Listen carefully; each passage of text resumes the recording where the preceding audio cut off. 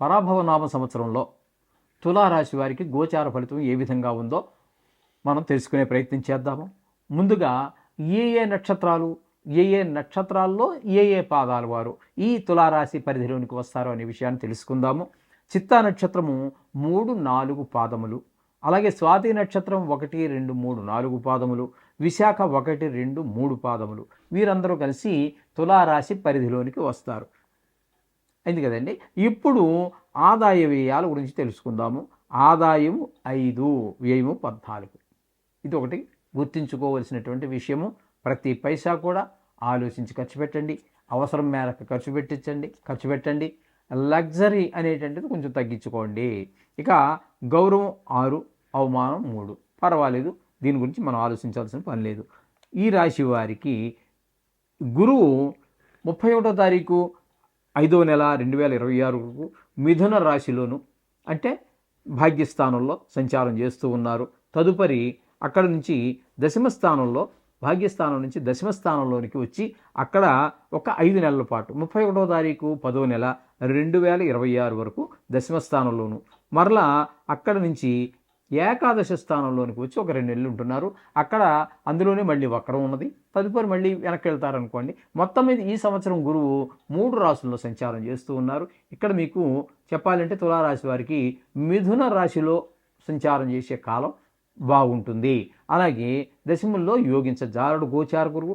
ఏకాదశంలో యోగిస్తారు, కానీ అందులోనే మళ్ళీ చిన్న అంటే వక్రగతి ఒకటి ఉన్నది. అందుచేత అది అంతగా పరిగణలోకి తీసుకోవాల్సినటువంటి పని లేదు. ఈ విధమైనటువంటి గురుగ్రహ గచారం రకరకాలుగా సూచిస్తూ ఉన్నది. ఇకపోతే కేతుగ్రహ సంచారం కనుక మనం తీసుకున్నట్టయితే 5వ తారీఖు 12వ నెల 2026 వరకు ఇక్కడ ఏకాదశ స్థానంలో కేతుగ్రహ సంచారం జరుగుతోంది. తదుపరి దశమ స్థానంలోకి వెళ్తారు. అంచేత పాక్షికంగా ఆయన కూడా యోగిస్తూ ఉన్నారు. తదుపరి మనకి తులారాశి వారికి 5వ స్థానంలో రాహుగ్రహ సంచారం జరుగుతోంది. ఇక్కడ అది అంత అనుకూలము కాదు. తదుపరి ఆయన కూడా సంక్రమణం చెంది 4థ స్థానమైనటువంటి మకరంలోకి వచ్చి సంవత్సరాంతం వరకు ఉంటారు. అది 2 స్థానాలలోనూ అంటే 5మ, 4థ 2 స్థానాల్లోనూ కూడా అనుకూలమైన ఫలితములు ఇవ్వజాలరు. ఇక శని భగవానుడు మాత్రం పూర్తి అనుకూలమైన ఫలితాలు ఇవ్వబోతున్నారు. 6వ స్థానంలో శని భగవానుడు మంచి సంచారం మంచి ఫలితాలన్నీ ఇస్తూ ఉంటారు. మొత్తంగా మనం చెప్పుకోవాలి అంటే ఈ రాశి వారికి బాగుందని చెప్పుకోవచ్చు. ఉద్యోగ, వ్యాపార, వ్యవసాయ అన్ని ఈ రంగాల వారికి కూడా ఈ బాగా రాణిస్తుంది అని చెప్పడంలో ఎటువంటి సందేహం లేదు. ధనాదాయం బాగుంటుంది. ఎంతటి కష్టం పని అయినా సరే సులువుగా నెరవేర్చుకోగలుగుతారు. తలంచినటువంటి కార్యాలు ఉన్నట్టయితే వాటిలో మీకు జయం ఉంటుంది. స్థలాలు, భూములు కొనడం, గృహ నిర్మాణాలు చేయటము, వాహనాలు, స్థిరాతిని అభివృద్ధిపరచుకోవటము, ఇట్లాంటి వివాహాది శుభకార్యాలు కూడా జరిగే అవకాశం అన్నీ ఉన్నాయి. పేరు ప్రతిష్టలు కూడా బాగా పెరుగుతాయి. బంధుమిత్రుల యొక్క సహాయ సహకారాలు కూడా మీరు పొందగలుగుతారు. సమస్యలు ఏమైనా ఉన్నట్టయితే అవన్నీ కూడా గాలికి మబ్బులు విడిపోయినట్టుగా పరిష్కారం అయిపోతూ ఉంటాయి. అలాగే భార్యా పిల్లలు, కుటుంబ సభ్యులతోటి కూడా ఆనందంగా ఉండగలుగుతారు. ఈ మానసికమైనటువంటి ప్రశాంతత ఏర్పడుతుంది. ఈ విధంగా ముఖ్యంగా ఆరోగ్యం మరి మహాభాగ్యం కాబట్టి అది కూడా మీకు సొంతమవుతుంది. ఈ విధమైనటువంటి పరిస్థితి అంతా కూడా తులారాశి వారికి కనిపిస్తూ ఉన్నది. ఇక విద్యార్థుల దగ్గరికి కనుక మనం వచ్చినట్టయితే విద్యార్థులు ఖచ్చితంగా పరీక్షల్లో ఉత్తీర్ణులు అవుతారు. అలాగే విద్యందు ఆసక్తి పెరుగుతూ ఉంటుంది. క్యాంపస్ పరీక్షల్లోనే సెలెక్ట్ అయిపోతూ ఉంటారు. ఇంకా సంవత్సరంన్నర 2 సంవత్సరాలు విద్య చదవవలసినటువంటిది ఉండగానే కొన్ని పెద్ద కంపెనీస్ ఏం చేస్తూ ఉంటాయి, క్యాంపస్ సెలక్షన్ అని చెప్పేసి అక్కడే సెలెక్ట్ చేసేస్తూ ఉంటారు. ఆ చదువు పూర్తయ్యాక వాళ్ళకి ఉద్యోగం ఇస్తారు. అట్లా వాళ్ళు క్యాంపస్ సెలక్షన్లోనే విద్యార్థులు చాలామంది సెలెక్ట్ అయిపోతూ ఉంటారు. ఈ విధమైనటువంటి పరిస్థితి అంతా ఉంటుంది. ఇక ఉద్యోగస్తులకు కూడా మంచి అవకాశాలు వస్తుంటాయి. కొంతమందికి అధికారుల దగ్గర నుంచి మాట సహాయం అందుతూ ఉంటుంది. అలాగే నిరుద్యోగులకి మంచి ఉద్యోగం వచ్చేటువంటి అవకాశాలు కూడా, అది ప్రభుత్వ ఉద్యోగం కావచ్చు, ప్రైవేట్ ఉద్యోగం కావచ్చు, మంచి ఉద్యోగ అవకాశాలన్నీ కలుగుతూ ఉంటాయి. ఇక వ్యవసాయదారుల దగ్గర కనుక మనం తీసుకున్నట్టయితే వారికి ఈ 2 పంటలు కూడా చేతికి బాగా వచ్చి మంచి లాభాలన్నీ సమకూర్చుకోగలుగుతారు. వారికి తద్వారా వారి యొక్క స్థిరాస్తిని 2 ఎకరాలు 3 ఎకరాలు కొనుక్కోవటము, లేకపోతే ఉన్న అప్పులన్నీ తీర్చేసి హాయిగా సుఖంగా హాయి అనుభవించడం ఇట్లాంటివన్నీ కూడా మనకి వ్యవసాయదారులకు కలుగుతూ ఉన్నాయి. ఇక వ్యాపారస్తులకు కూడా చాలా లాభదాయకంగా ఉంటుంది. క్రీడాకారులకి, టీవీలో వారికి, అలాగే సినిమా రంగంలో వారికి కూడా చాలా మంచి పరిణామంగా మనం చెప్పొచ్చు. అందరూ కూడా మంచి పేరు ప్రఖ్యాతులు పొందగలుగుతారు. వారు ఉన్నటువంటి ఏ స్థాయిలో ఉన్నారో ఆ స్థాయి నుంచి వారు దిగజారేటటువంటి ఒక మెట్టు దిగేటటువంటి పరిస్థితి కనబడదు. వారు ఉన్న స్థితిలోనే ఉంటారు. ఇంకా అవసరమైతే ఒక మెట్టు కూడా పైకి ఎదగలుగుతారు. ఈ విధమైన పరిస్థితి అంతా వారికి కనిపిస్తుంది. ఇక కాంట్రాక్టర్లకు కూడా మంచి లాభాలు సకాలంలో పన్ను పూర్తి చేయటం, సకాలంలో బిల్లులు ప్రభుత్వం వారు పే చేయటం, తద్వారా వీళ్ళు ఆ బాకీలు తీర్చుకొని ఆదాయాన్ని మిగిల్చుకోవటం, ఇవన్నీ కూడా వాళ్ళకి జరుగుతుంటాయి. ఇక రాజకీయ నాయకులకైతే వారికి ఒక ఎమ్మెల్యేగా ఉన్న వారికి మంత్రివర్గంలో పదవులు లభించడం, ఇట్లాంటివన్నీ జరిగి వారు చాలా వారికి వారే ఆశ్చర్యపడేటటువంటి ఒక స్థితికి వారు చేరుకోగలగటం, ఇవన్నీ కూడా జరుగుతూ ఉంటాయి. ప్రజల యొక్క సమస్యలు కూడా పట్టించుకోగలుగుతారు. తద్వారా మంచి గుర్తింపు, గౌరవం ఇవన్నీ కూడా వాళ్ళకి లభ్యమవుతూ ఉంటాయి. ఈ విధంగా ఉంటుంది.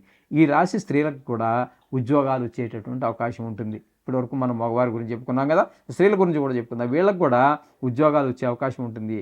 పై అధికారుల వల్ల ఆదరణ లభిస్తుంటుంది. వీళ్ళకి ఉద్యోగంలో అభివృద్ధి ఏర్పడుతూ ఉంటుంది. శుభకార్యాలు జరుగుతాయి. సంఘంలో మంచి పాల్గొనడం జరుగుతుంది. అన్ని విషయాల్లోనూ కూడా కార్యక్రమాల్లో ముందుగానే ఉంటూ ఉంటారు. భార్యాభర్తల మధ్యన కూడా అన్యోన్యత పెరుగుతుంది. ఈ విధంగా స్త్రీలకు కూడా చాలా చక్కటి ఫలితాలన్నీ ఏర్పడుతూ ఉన్నాయి కారణంగా.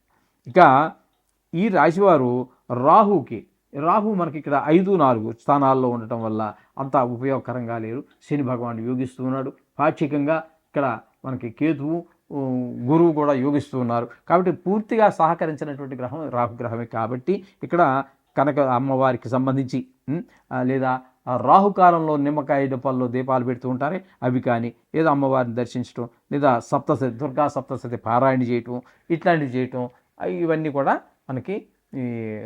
మనకి ఆచరణీయం. తద్వారా ఆ దోషాలు కూడా పోయి మరింత అభివృద్ధి చెందడానికి మనకి అవకాశం కనిపిస్తూ ఉంటుంది.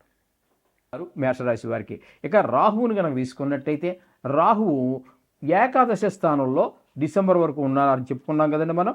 అక్కడ ఆ డిసెంబర్లో 5వ తారీఖు డిసెంబర్ నెల వరకు ఆయన యోగదాయకంగానే ఉంటారు. ఏకాదశ స్థానంలో ఉన్నారు కాబట్టి తదుపరి దశమ స్థానంలో ప్రవేశించాక వృత్తిపరమైనటువంటి ఇబ్బందులన్నీ ఆయన కలగజేస్తూ ఉంటారు.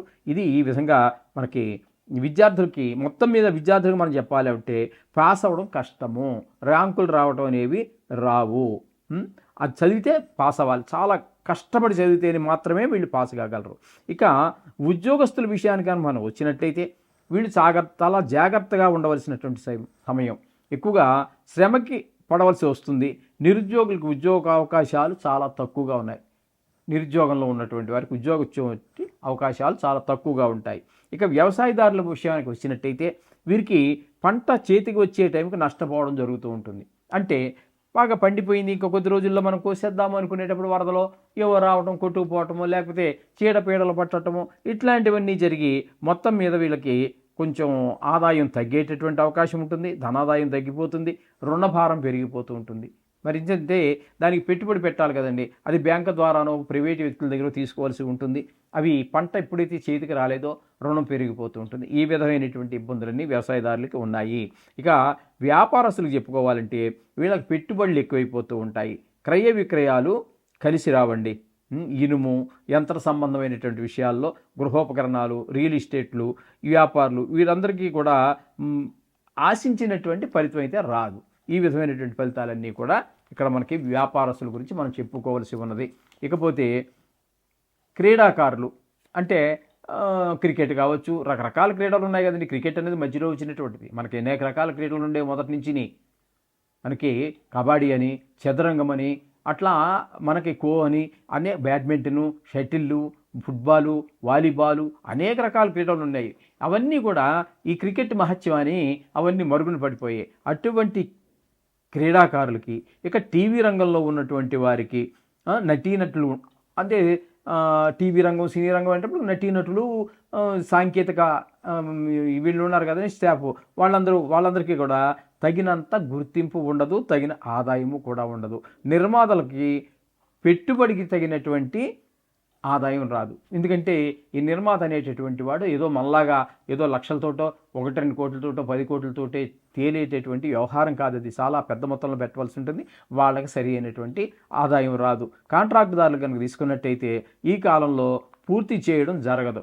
ఎప్పుడైతే పూర్తి అవ్వలేదో వాళ్ళ బిల్లులు పెండింగ్లో పడిపోతూ ఉంటాయి. ఈ విధంగా కాంట్రాక్టుదారులకు కూడా కలిసి వచ్చేటటువంటి కాలం కాదు.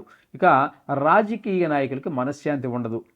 ఇచ్చిన వాగ్దానాలు నిలబెట్టుకోలేరు. దానితో ఏమవుతుంది, ప్రజల్లో కొంత వ్యతిరేక భావం వస్తూ ఉంటుంది. ఈ విధంగా వాళ్ళ పడుగుబడి కూడా తగ్గిపోతూ ఉంటుంది. ఈ విధమైనటువంటి పరిస్థితి అంతా కూడా మనకి ఈ మేషరాశి వారికి గోచరిస్తూ ఉన్నది.